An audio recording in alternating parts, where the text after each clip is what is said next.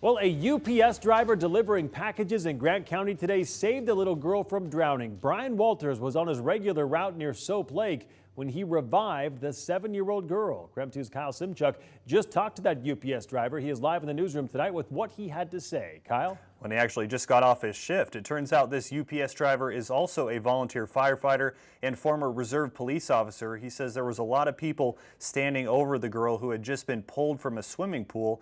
The crowd was panicking, but his first responder instincts kicked in right away.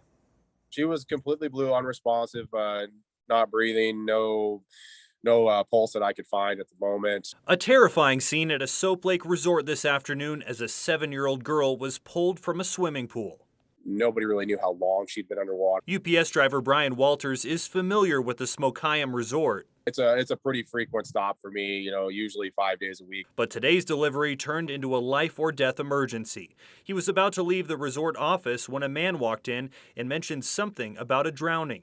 He kind of pointed over towards where the pool was, and I was like, oh, okay. So I went to run out the front door, and there was a gentleman carrying this girl. Walters ran over and began doing CPR, desperately trying to save the little girl's life. I did CPR for about a minute, and then she started puking up or coughing up the water. A lot of water was coming out, so we put her in the recovery position on her side to allow her to get rid of that water. She still wasn't breathing at that point, so we did that for just a little bit, and then after that, we went back into CPR for another minute or so. The mom was there. She did come in right when we laid her down, and she kind of tried to grab her or hold her or something when I was assessing her.